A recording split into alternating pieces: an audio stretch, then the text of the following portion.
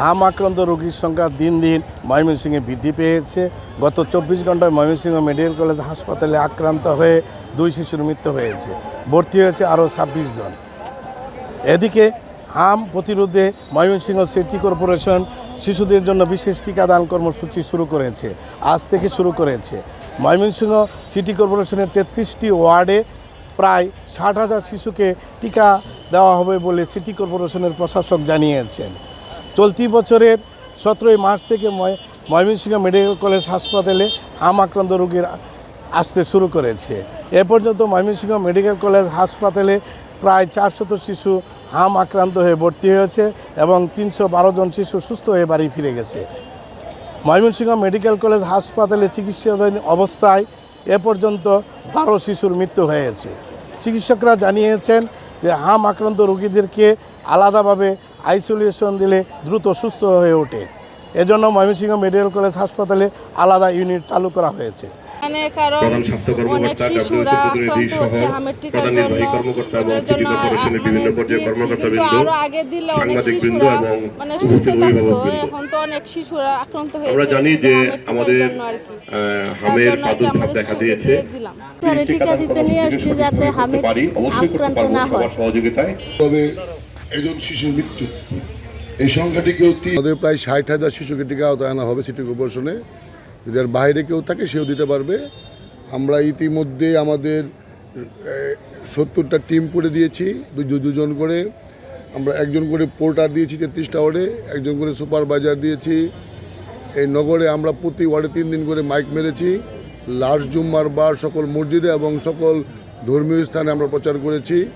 আমরা এই প্রয়াসটা আমাদের মতো করে না, সরকার একটা নির্দেশনা এবং তার চেয়ে বেশি গুরুত্ব দিয়ে যাতে ময়মনসিংহ মহানগরে এই হাম বা রুবেলার প্রাদুর্ভাব থেকে মুক্ত পায়, এই জন্য আমরা এই চেষ্টা করে যাচ্ছি। একটি বিষয়ের সাথে যোগ করি, আমরা ময়মনসিংহ সিটি কর্পোরেশন এর মাঝে দু একটি সংবাদ মাধ্যমে দেখতে পেরেছি ময়মনসিংহ মহানগরে হামে আক্রান্ত শিশুর মৃত্যু। এই তথ্যটি সঠিক নয়।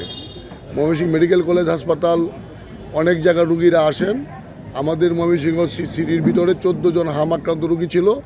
আমাদের প্রধান স্বাস্থ্য কর্মকর্তা আমাদের অফিস সারাক্ষণ তত্ত্বাবধান করে আমরা 14 জনকেই চিকিৎসা দিয়ে তাদের বাড়িতে ফেরত পাঠিয়েছি।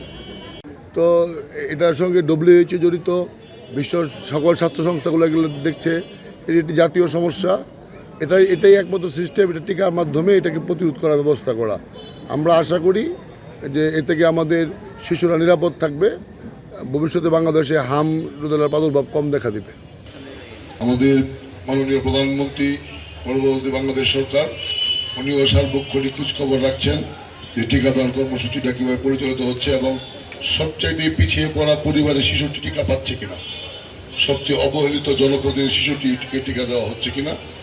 আমরা আপনাদেরকে নিশ্চিত করতে পারি ময়মনসিংহ সিটি কর্পোরেশন সবচেয়ে অবহেলিত এবং সবচেয়ে পিছিয়ে পড়া জনগোষ্ঠীর মানুষের মাঝে এটি আমরা সবার আগে নিশ্চিত করব।